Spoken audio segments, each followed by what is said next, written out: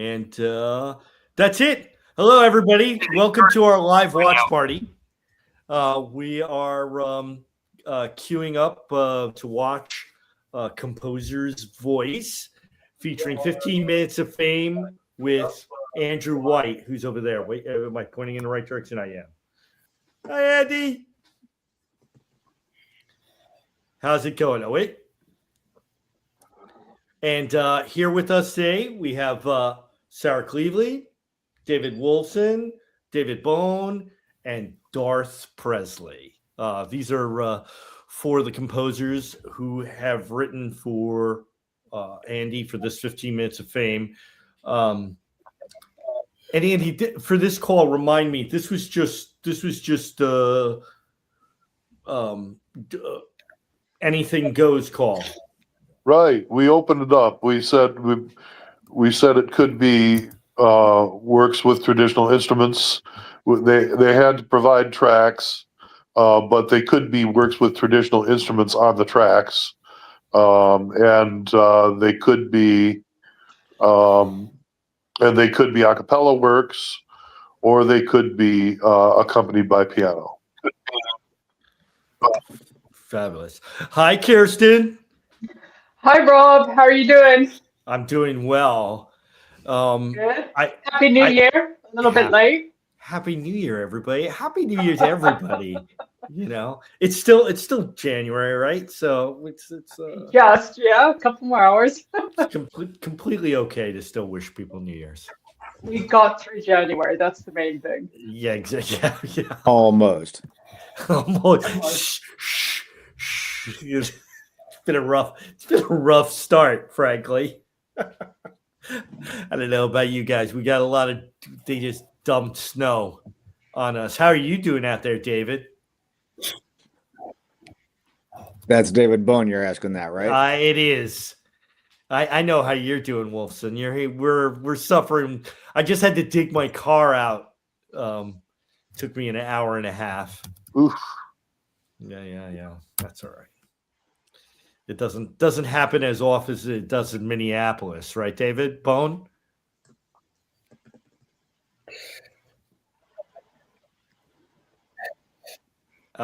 We can't hear you. Oh no, that's all right. Who wants to talk about the weather anyway? So like I said, we this is actually a performance that was instigated. I feel like it started with, well, no, I guess it started with collaboration and accompaniment like years back now, and it's just sort of been kind of evolving and so forth. We did one of these sort of watch parties. It was probably just it was a watch party with Gene Pritzker, and got you out here to start collaborating with Composers Concordance, which is how this concert at the Ellington Room happened. And let's see what time we got here. We got 10 minutes. And so anybody who's watching, if you want to ask any of the composers any questions or Andy a question, please feel free to type in the chat. It'd be great to hear from you. And I think nobody's here shy to whoop. I'm so glad we've got some young people in the audience. They're screaming 6-7. That was my son's best call these days. Like screaming that at the That's still a thing, even though we old people know about it now. It's still. I think that's because they love seeing us just with a big question mark on it. Like, what? Okay. I just laugh. I mean, anyway. I love one of his teachers came on and said, "Now all you parents, we used to do things too," and he's right. We did his, if not sillier stuff back in the day. I tell you though, it makes me wish that I wrote a piece for you, Andy, that was just 6/7. It's not too late. Not too late this rate. Welcome back, David. Oh my gosh. I scared all the kids away. We were like up to 30 watchers, and then poof. Nobody. Yeah, see, nobody wants to hear old people talk about 6/7. Oh wait, they're back. I don't know. That's great. Well, welcome everybody. So let me tell everybody what 15 Minutes of Fame is. So 15 Minutes of Fame is 15 1-minute works that are written about by different composers. We put out a call for scores, and we get about a bunch of submissions, and then we give them over to the musician. In this case, it's Andrew White over there.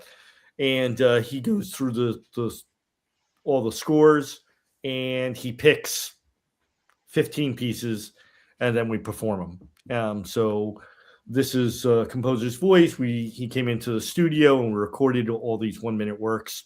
And and this is our watch party of where we bring on the artist and some composers to talk about their works and just like hang out. And I think everybody saw their piece performed, right? Or no? Yeah. This is not the first time for anybody. So yeah, but it's the first time that they see this performance. Well, not you, Andy. You were there. Oh wait, and Kirsten was there too. There. Yeah, you just forgot that person in the corner. Come on, Rob. That's all right. I'm totally. It seems like such a long time ago, doesn't it? It does kind of feel like a long time ago. Yeah, I feel really bad. I'm totally disrespecting our UK people. Kirsten and Sarah are both from UK. There we got. There we go. Cool. So, does any of the composers want to offer any insights or comments or ask Andy a question? Yeah, Sarah, can I just ask what your selection process is when you get all the pieces? What stands out for you in a piece or not? Well, the first thing is, of course, if it's doable. I mean, some pieces will come in and they'll be out of range, or or other things that just make it impossible to do. So there's practicality is the first issue. If I'm interested in the text, is an issue. There's some. I've sort of given up on doing the really wild stuff. That comes in, especially things that use text as a sound thing rather than actually trying to express the text. Like just playing with the sounds in the text. Less interested in that. If it creates a mood or a feeling, if it communicates something, that's what's important to me. I'm not really interested in cerebral pieces that leave people cold. I like. The whole purpose for me of singing is to communicate something. And so that's what I'm looking for. Then there's just looking at what works with everything else. Like for instance, do I have too many pieces that are all the same or similar? I want to. There's always a balance in programming, I think, of a balance between continuity and variety. And so I'm trying to strike that balance. So, in fact, in the case of this particular call, there were some pieces that I didn't choose that I could just have easily have chosen, because I'll say, well, there's three pieces that are kind of doing the same thing, eeny, meeny, miny, mo. That happened. This particular call had one piece that the composer couldn't get the royalties for, so that ended up being taken out. So there were I think this was about 60 pieces submitted. So getting that down to 15 was kind of a problem. There were a lot that I cut that I didn't want to cut. But what was amazing is once I decided on a certain number of pieces, then deciding on an order became really like a puzzle that just fell right into place. All the pieces just popped right into place, because I'm thinking also, as a singer who does not have perfect pitch, how do I get my pitch from one song to the next? And so I'm looking at key relationships and, pitch similarities, things that I could use to transition from one piece to the next. And the pieces just fell into place like that. Like, one thing just leads right to the next in a beautiful, and they're not all in the same key, but I mean, there's an easy hook from one piece to the next. And I was really happy with the way it came out. And then also, this call had, some pieces that are accompanied with tracks, some pieces that are piano, and some pieces that are a cappella. And I was able to get enough of a mix so that, I didn't have numerous a cappella pieces in a row, or because that gets too much a cappella singing is really kind of boring for the audience. And so I was able to find, when you have, really interesting tracks going on, and then all of a sudden a piece is complete silence, in the background, that's very effective. But when you then just keep going with the silence, it stops being effective. So I felt like I was able to come up with this really nice flow and mix of pieces that were accompanied and unaccompanied. Thank you. It's really interesting to hear how you kind of put it together and how you choose them. I feel like your first 15 Minutes of Fame was very, what's the word? Theatrical. Well, and that's that goes with my desire to have it relate to an audience, to communicate something, So I was an actor before I was a singer, and so I do have that interest, in that it have. So you might find that some pieces have a theatricality to them. Now that particular one had pieces that I accompanied myself with either stamping or clapping my hands, or stomping my feet, or small percussion instruments and things like that. And that has a theatrical element as well. Like, if I come out with a singing bowl, and I start to make the bowl sing before I sing, that has a theatrical element to it too. And the party has begun. Here, let me bring up the show. There we go.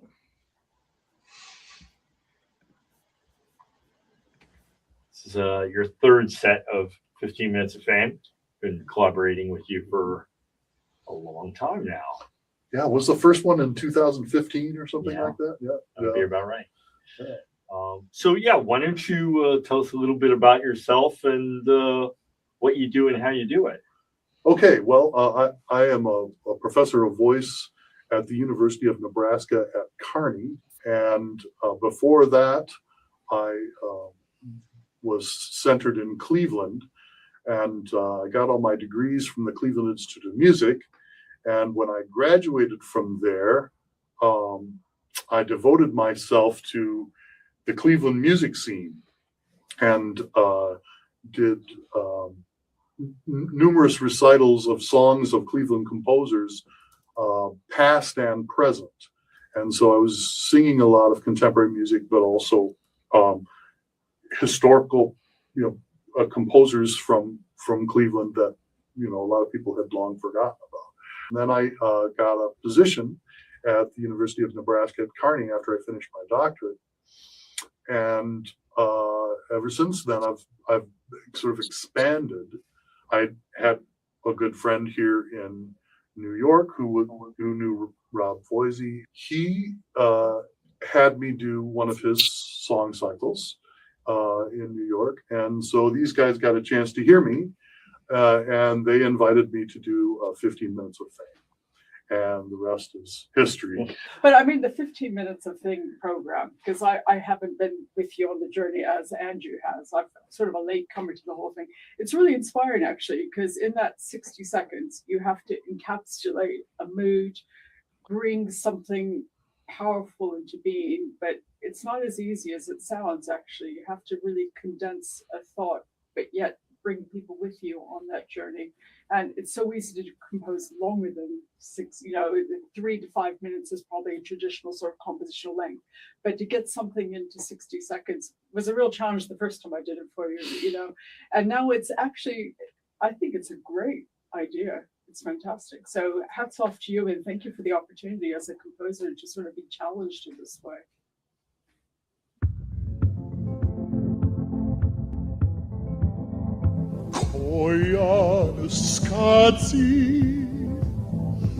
We can't eat monkey, lest taxis honking, more birds sing, Ganges River, pure water drinking, let mother breathe, adopt a tree. Let mother breathe, adopt a tree. Let mother breathe, adopt a tree.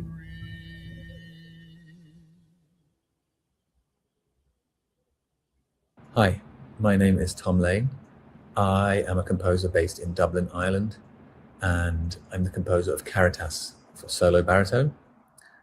The piece is based on a text by Hildegard von Bingen, and it relates to the climate crisis. Now when the people that were meant to be green, there is no more life of any kind.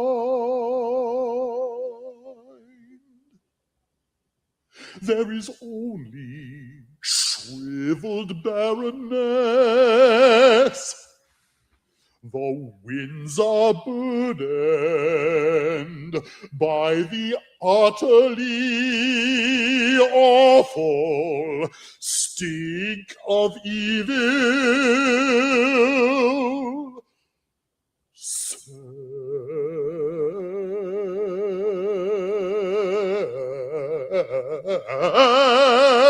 Selfish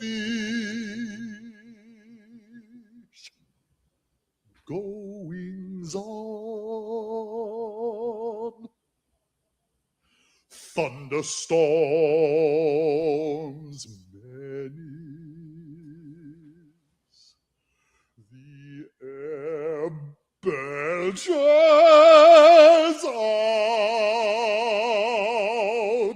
the fear thee.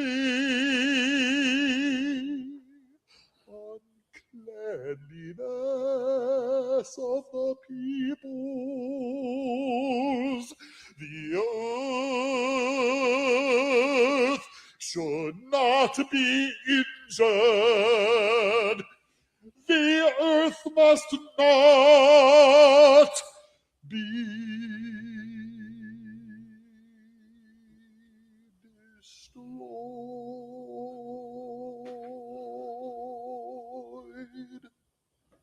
My name is Sohail Shirangi, composer, music director, and graduate assistant of San Francisco State University. And today I'm so excited and happy to share my piece, How Much, How Little, for baritone and electronic. And I dedicated it to Andre White. My composition is based on one of my favorite poets, Emily Dickinson.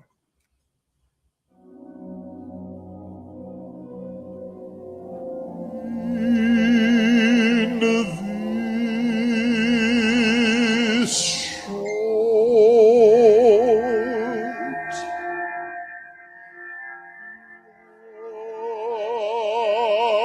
life that only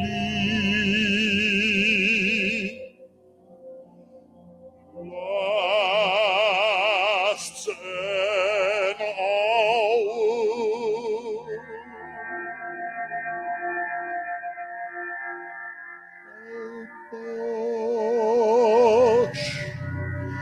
How little is within our power.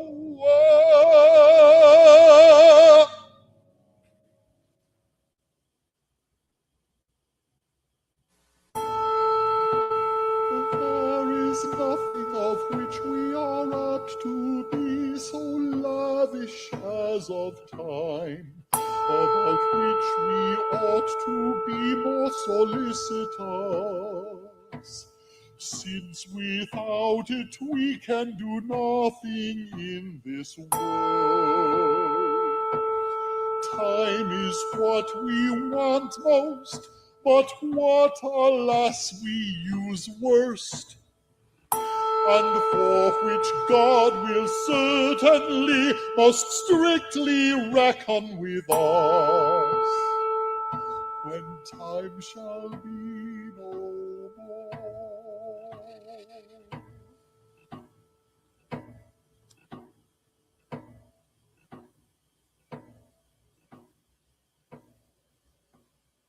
Hello, I'm Ross James Carey, composer of Once Awake. There's a setting of 6 selected poems by New Zealand poet Sherry Grant from her collection Being Catherine, written in 2023 to mark the 100th anniversary of the death of the early 20th century author, renowned for her innovations in the short story genre, Catherine Mansfield. So I was delighted to set Sherry's own poetry channeling Mansfield for this 15 minutes of fame called for scores. The poems in Being Catherine all reflect in some way upon the legacy and life of Catherine Mansfield, while intertwining more personal reflections, and are charmingly illustrated by the author's daughter Zoe. How very bored I simply am. I hide myself like a clam. Once awake, I dream again, stroking a lion's golden mane. Like a fawn on the forest glade, far from worry, not afraid to cast my net far and wide, with a butterfly as my guide, with a butterfly as my guide.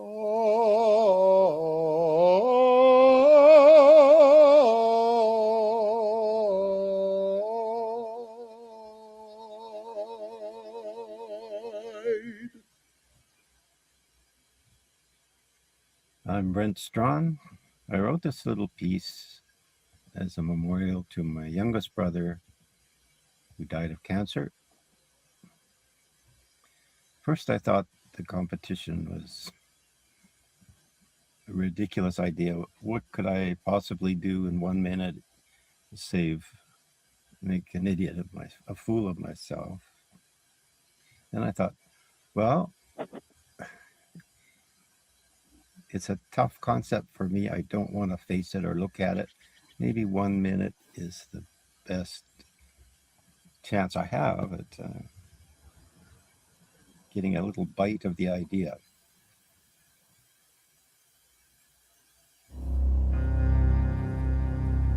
By my window I have lain down to die.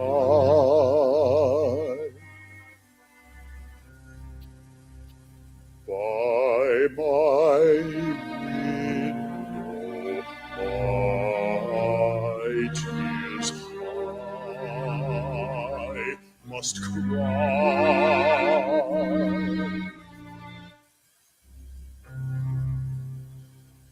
Darling Kathleen, I cry for you, I cry for me, for our sons.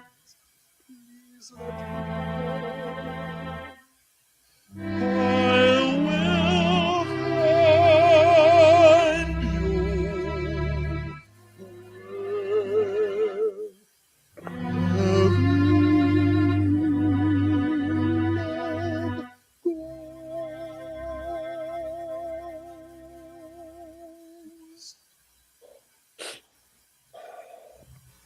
a boat that sails upon the sea sails far and far and far away.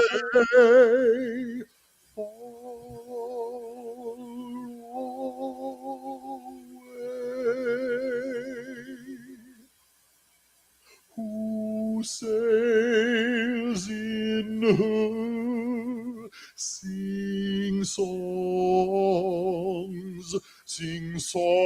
of glee. Oh, watch and pray.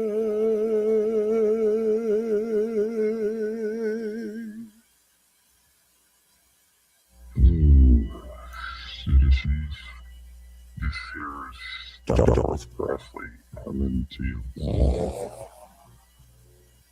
You know this here piece? Cat Pillow Paws.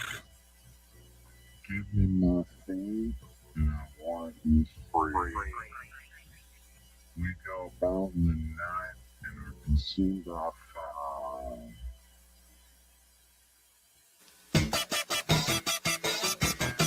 See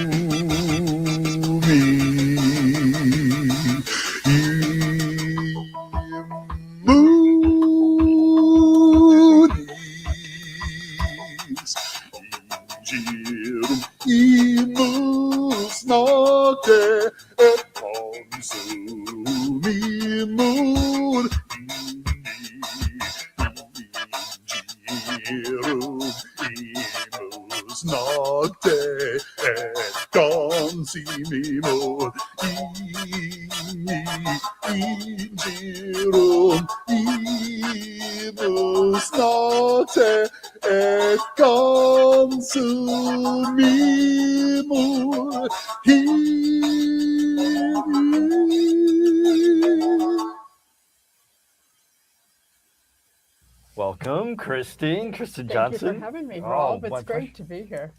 It's a pleasure to have you here. Thank you for coming out, especially such a long way. So we got someone from Nebraska, and you're from? Oxford, in England. Originally from Virginia, but I've been in the UK for a number of years now. So why don't you tell us a little bit about yourself and what you do? Well, I've always heard music in my head. My earliest memories are writing a little song about butterflies and singing it to my parents. And, so music has always just been part of who I am. But my degrees were all in piano performance, and I have made a career as a solo pianist, recorded lots of composers, and learned lots of piano music. But I've always composed in the background. So when this opportunity came along to write more for the voice, I went back to a first love, actually. I hear melody, and it was really easy. I remember just going to the piano one morning, and I wrote it in 30 minutes. I went back and made sure it was all right, but it just came. And it's so wonderful to have you sing it so beautifully. So I appreciate that. That piece is very organic. It feels organic to sing it. It must have been organic to write. It was, yeah. I love haiku. It's based on Japanese haiku. I lived in Japan as a child for 3 years. My father was in the U.S. Marines, so we were stationed in Okinawa, and we were taught haiku and Japanese culture and brush painting and all kinds of different things Japanese. And haiku's always just been sort of part of who I am, really. So I've written a series of pieces on haiku, and this is one of the 5 that I've written. So it's really a real privilege to have you sing it. It was a privilege to sing it. Yeah.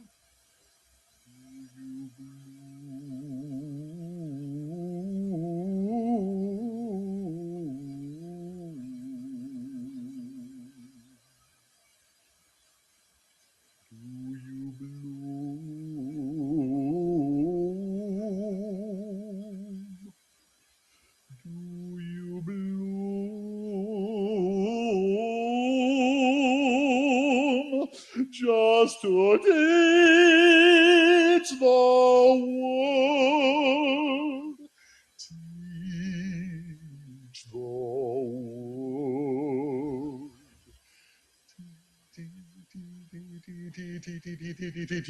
teach the world. Cherry blossoms, cherry blossoms, cherry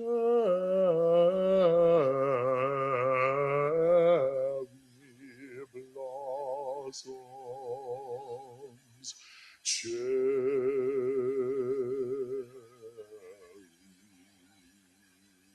blossoms.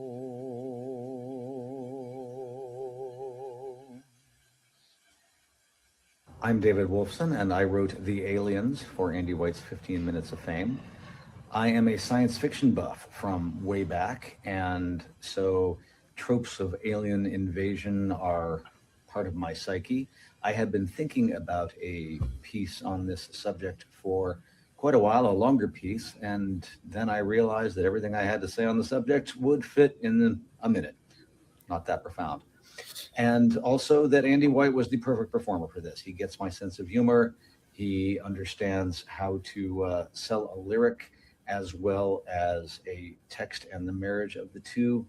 And so I'm very pleased with how this came out. The aliens came to enslave us and carry off our women. Actually, our women thought the aliens were kind of hot. The aliens came to conquer the planet. They ran it better than we ever did. The aliens came to give us the secret of existence. Oh, said the aliens, we see you already have it. And the aliens went away.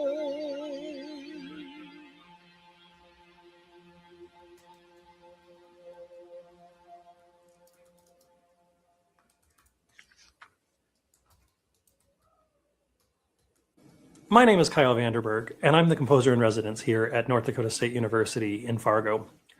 My work, Roaming in Thought, is something that I put together as I was working through some writer's block and some motivation troubles and just trying to find the time to compose.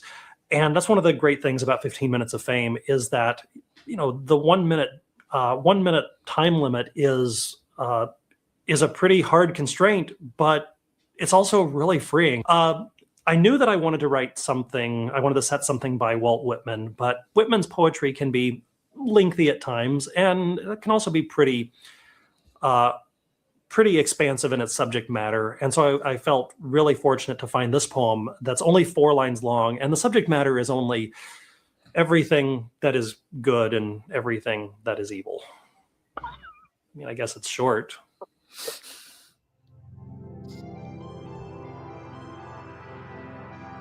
Roaming in thought over the universe, I saw the little that is good steadily hastening towards immortality. And the vast all that is called evil, I saw hastening to merge itself and become lost and dead.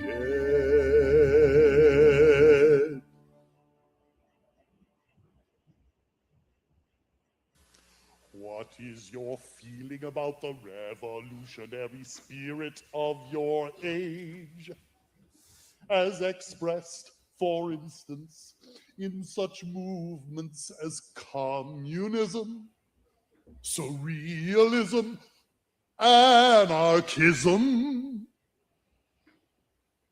The revolutionary spirit of our age, as expressed by communism, surrealism, anarchism, madness, is a hot firebrand thrust into the dark lantern of the world in 9 decades. A mad queen shall be born.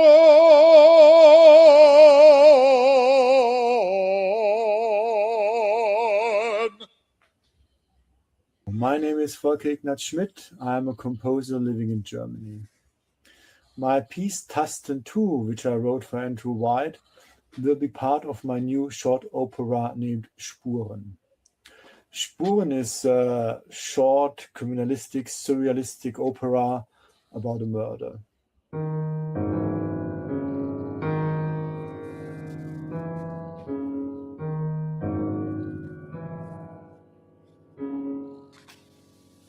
Taste im Grau das Auge, der innere Weg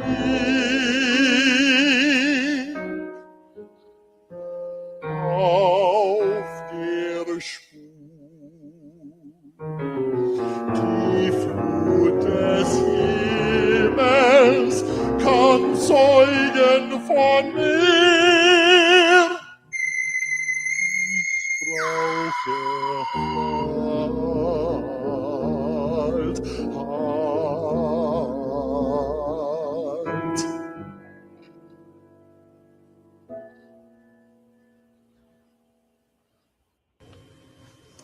I'm Sarah Cleveley. I'm a composer and I write orchestral and choral music. I also enjoy music theory and I play the piano, the organ, I sing and play the trumpet and the ukulele. This is one of several pieces I've written for Vox Novus, which is a fantastic organisation giving opportunities to performers and composers to collaborate and a chance for composers to hear their works performed, which is often quite difficult to do. The piece that I wrote for Andrew, As the Rain, is based on a traditional Gaelic prayer, and the words I love, find them very moving and very comforting. As the rain hides the stars, as the autumn mist hides the hills, As the clouds veil the blue of the sky, so the dark happenings of my lot hide the shining of your face from me. Yet, if I may hold your hand in the darkness, it is enough, since I know that though I may stumble in my going, you do not fall.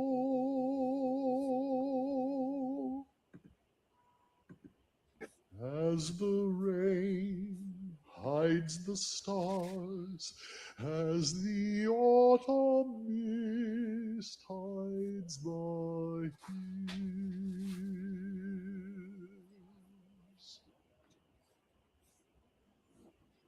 My name is Blair Whittington. I'm a composer in Los Angeles, California. I'm a native. I've lived here my whole life. And a composer, and the piece on the program of mine is titled Return. I like ritornello form and Baroque concertos. And this is a ritornello with the singer acting as the soloist and the electronic accompaniment providing the refrains. It's also a vocalese, which has a rich history.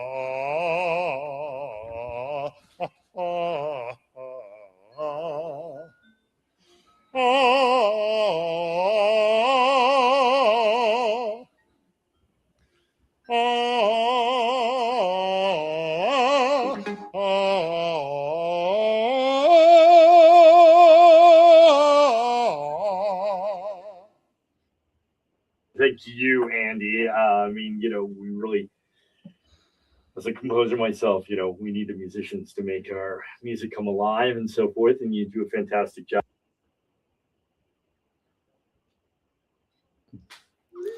And there we go. Well, that was fun. Right? Thank you so much, Andy. That was great. Yeah. Bravo, sir. Bravo. It was really nice. Here and there, I performed all those songs, and I didn't do a damn thing. I just sat here on the couch.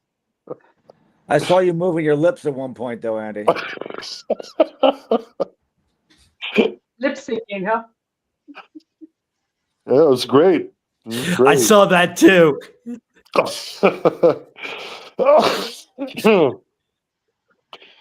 Yeah, I didn't do too bad if I say so myself. It was great, the character you brought into each piece, Andy. They really came to life as sort of individual essences. It was a fantastic performance. So thank you for that. Well, thank you so much. Sarah, now finally it occurred to me which composer you were. I heard your piece. I love that piece. Oh, thank you. Yeah, it's really moving.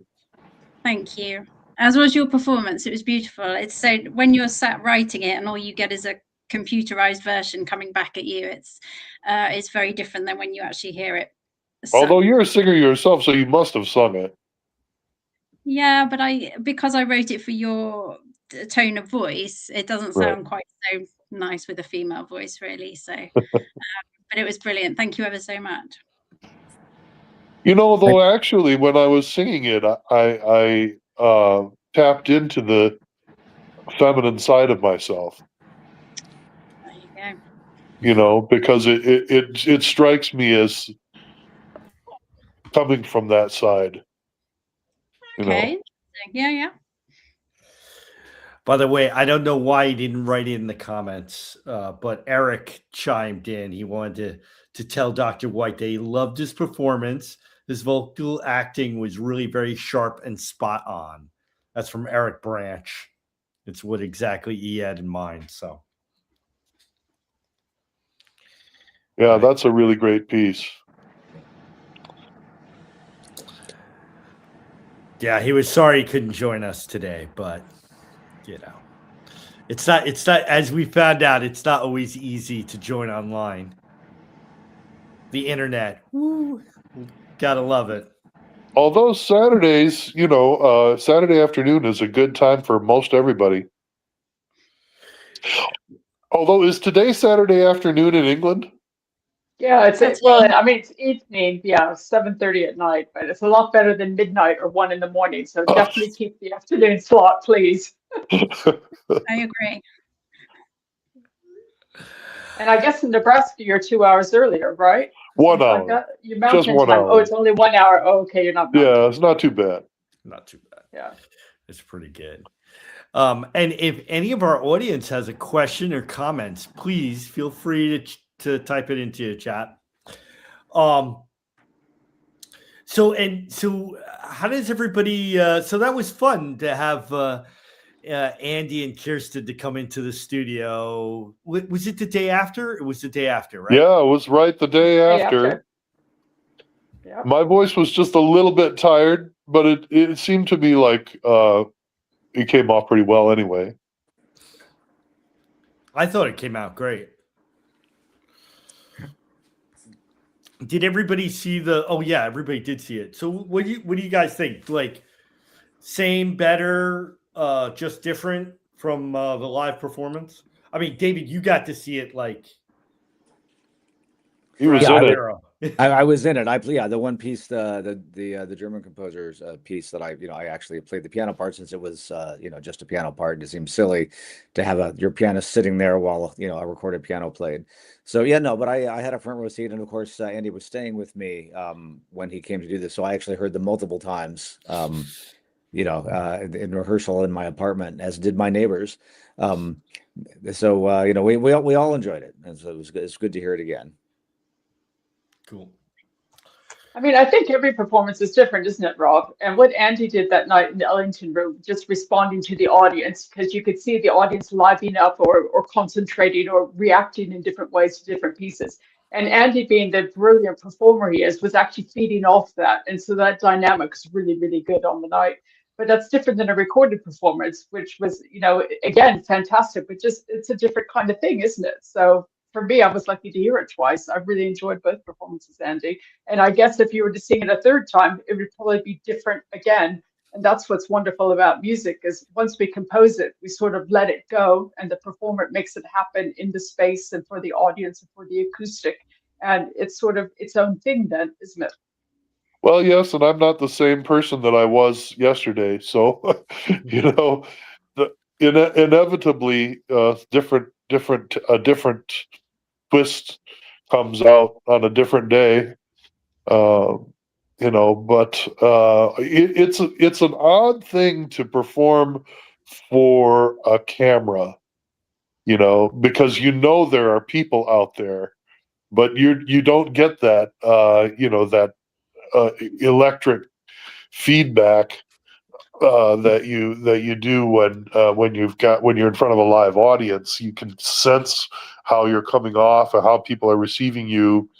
You get that even if they're not saying anything, you can sense it. Not plotting or anything. They're just sitting there, but still you can sense how you're there. There's a rapport there. And with the camera, there just isn't, but they're there. So I don't know. It's a strange situation performing for a camera. And if I may say so, Andy, forgive me, but you have also gotten better at this as the years have gone on. I remember our first recording over at the other M&N studio, which was fun. It was like this huge kind of vacuous space, but I think that recording was a little bit more daunting, maybe. Yeah, it was. It was more difficult. The smaller studio seemed to work better. I could hear the tracks better, and there was a better I don't know. Maybe that having all that space, it's not quite like being in a concert hall. I mean, concert halls are nice and big, and we enjoy that. But when you're recording, maybe it's not always an advantage to have such space. I don't know. What do you think, Kirsten? You were there. Yeah, I mean, I could tell Andy was comfortable. So if he liked the space, that's actually probably the most important thing, is to have a relaxed performer who's actually able to sort of do his best in the space. I didn't see the bigger hall, so I don't know how that felt, but I can imagine from what Andy said that it was just a little bit empty and maybe too big without a live audience being there. I've recorded in a lot of venues myself, and they do differ completely, and you just have to go with what you have on the day. But yeah, it was great, Andy. I thought you did a fantastic job. It was a small venue, though. I was tucked in the corner. I barely fit in. I was surprised you didn't chuck me out the door. No, we don't mind squishing. Yeah, I'm a big fan of live performances, and I love, I like intimate, like, sort of settings. That's definitely yeah, that's kind of my thing. I like chamber concerts. I really do. The big halls are great as well, but like you said, it's depending on the audience, that's what makes or breaks it. Well, I performed the same group at the concert hall at the University of Western Florida. With just in August, and that was a pretty big hall. And of course, these days you never fill a big hall. You just don't get that. The kinds of audiences that we used to, you have a concert somewhere and there'd be 500 people would come to it. Those days are over. People just don't go to stuff anymore. But so you inevitably you're going to get maybe 50 people or 100 if you're lucky. And you get into a big hall like that, and they all sit in the back, and so you don't feel as much of a rapport with them as you would if they would sit closer. But it is nice to be able to let the voice out and feel how it's responding to the room. It was they had a nice acoustic there and a big, beautiful piano. So there's the pleasure of performing with in that environment, and having the reverberation of the room and all of that. But when you're doing TV recording, the acoustics are deliberately kept out of it so that you can reverb it artificially, in the studio. So you're recording dry. It's going to be pretty dry in there, so you're not really enjoying the size of a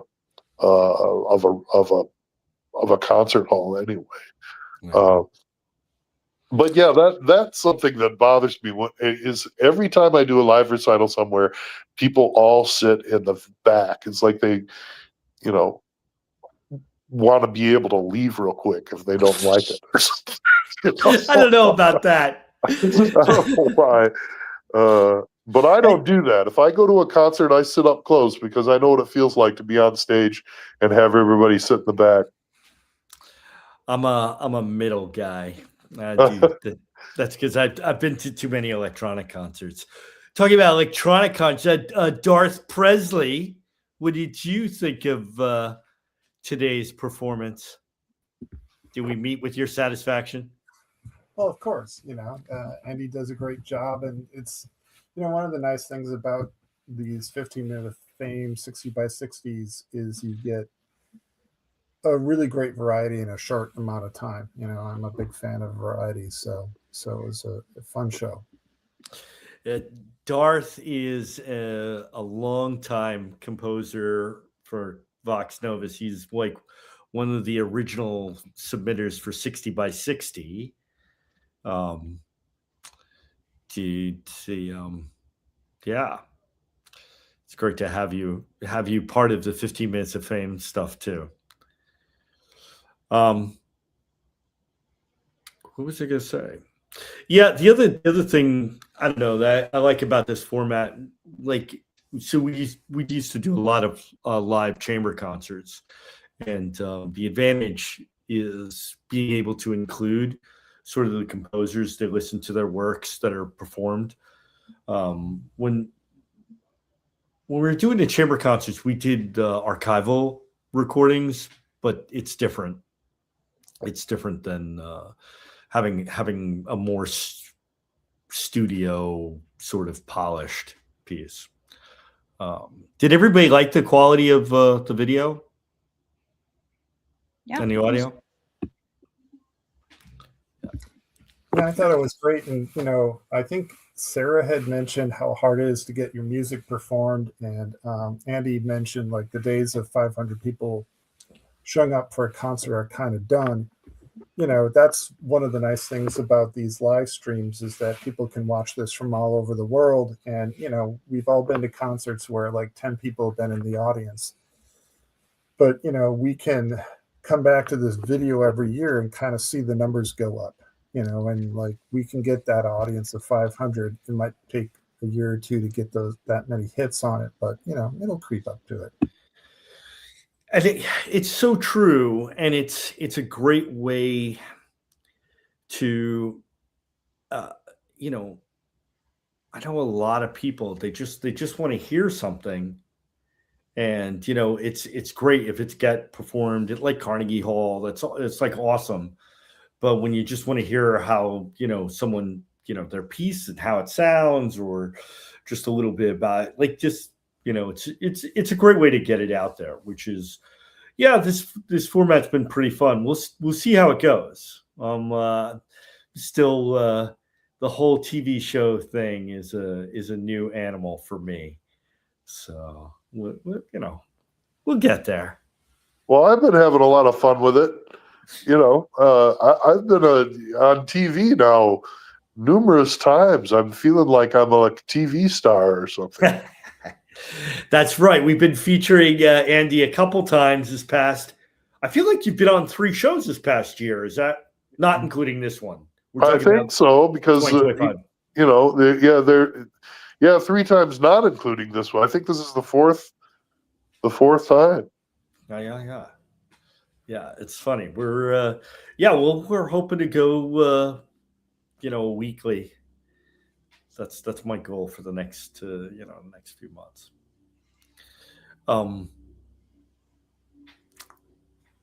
Sarah, Kirsten, Darth, do you have other things to say or ask? Or I was just going to agree with Darth that it is definitely a different audience nowadays when it comes to how people consume music, that they sort of want to watch it on their phone or watch it in between things, or, go to the gym and watch, I don't know when people are watching, but getting a live audience. I've had the same experience that Andy has. You put a lot of work into a performance, and then you get a few people sitting in the back rows, and it's really dispiriting. Whereas a live performance that actually goes on TV and it's there on YouTube for the rest of whenever is fantastic, because it captured something and it's there for people to enjoy for many years to come. So I definitely think you should keep going with it, Rob. Every week would be fantastic, and the more we can get up there, the better. So well done for everything you're doing. Thank you. Awesome. Thank you. There still is no replacement, though, for the effect of the instrument itself vibrating the air, which vibrates the eardrum, which goes directly into a person's brain.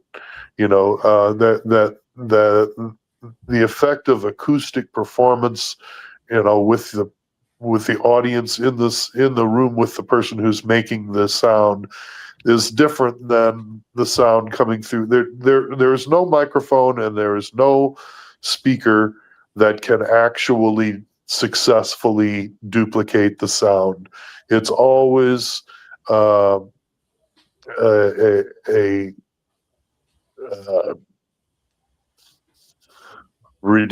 like a shadow. It's like a shadow of the actual thing is what you're hearing. So I hope that live performances don't go away entirely. I think that they're very important. I stress it. All my students in my music appreciation class are required to go to live concerts because it's different, to actually be be in contact with the sound. This really was brought to home for me recently. I went to it was one of these college music society conferences where people give presentations, and there was this violinist who was giving a presentation on a certain composer whose name escapes me, who wrote a lot of virtuosic violin music, and he was giving this. He had some pieces that he was showing that he had played with an orchestra, and so he had them projected on. He had a movie, a video clip of him performing with the orchestra, and they had this really great sound system, with this huge high quality speakers and everything. The sound was as good as you could possibly make. It was a studio produced recording, and so they played that, but then there were other passages that he played live, and it really came to me that the sound of his finger on the string and his bow being drawn across it, and the reverberations within the body of the instrument that have to come through the F holes and vibrate the air, which then vibrates my eardrum, that is not replaceable.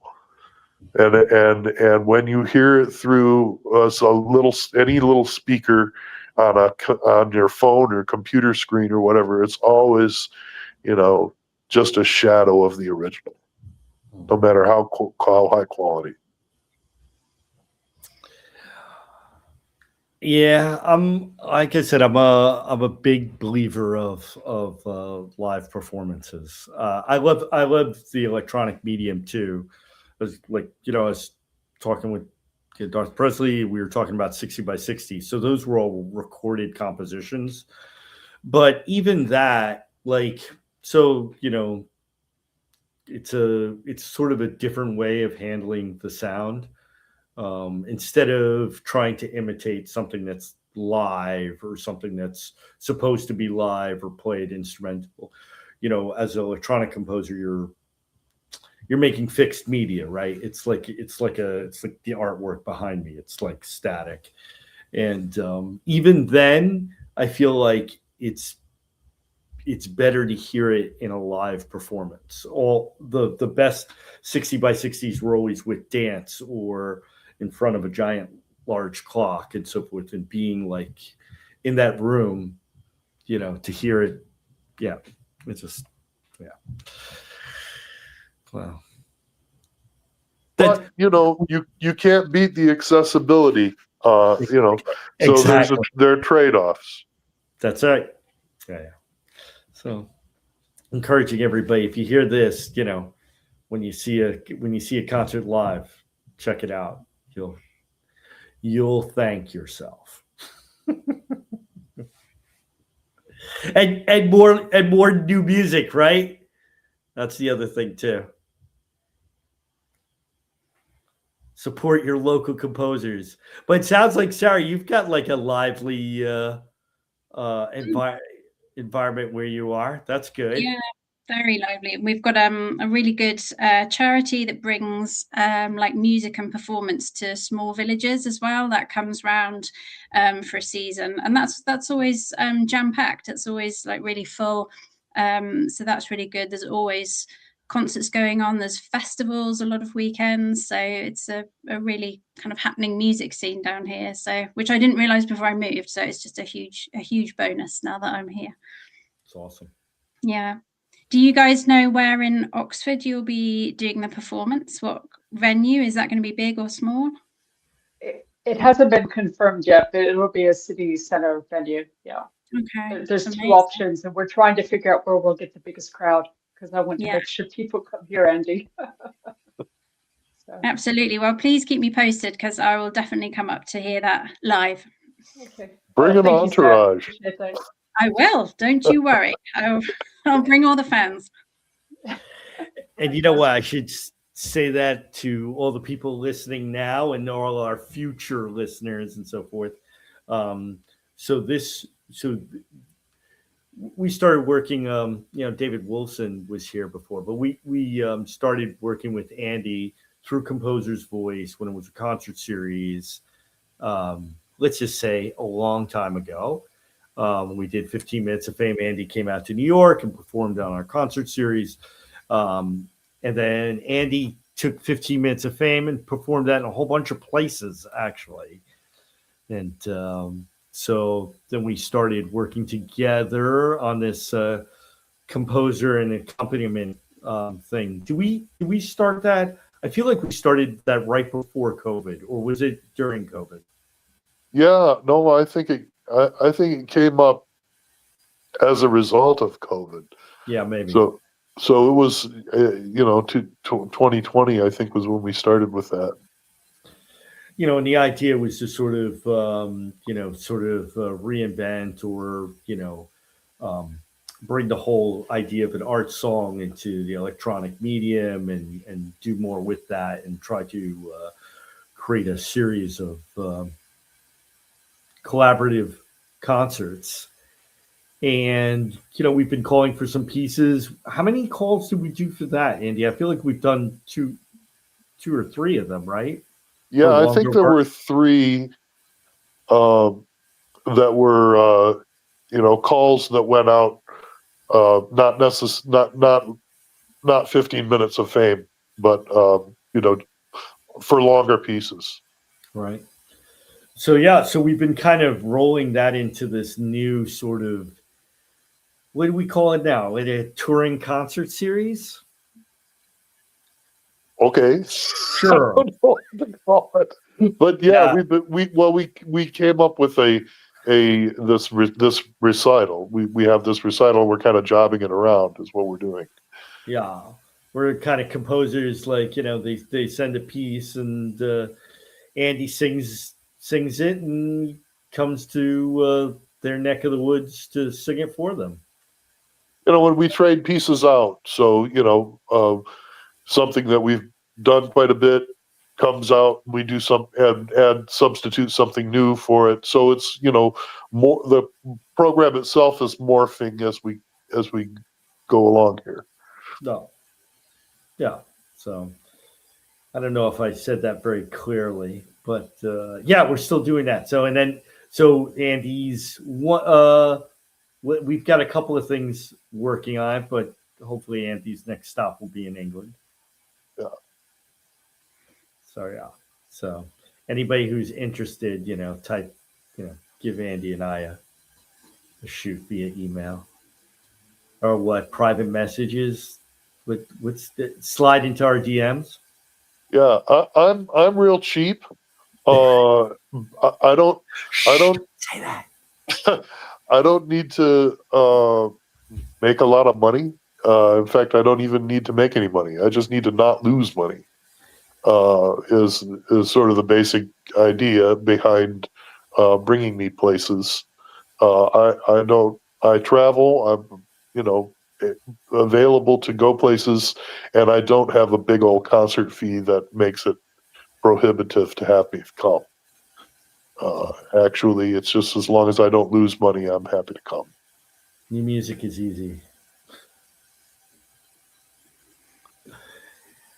Maybe if we're great. Well, thank you all for joining us.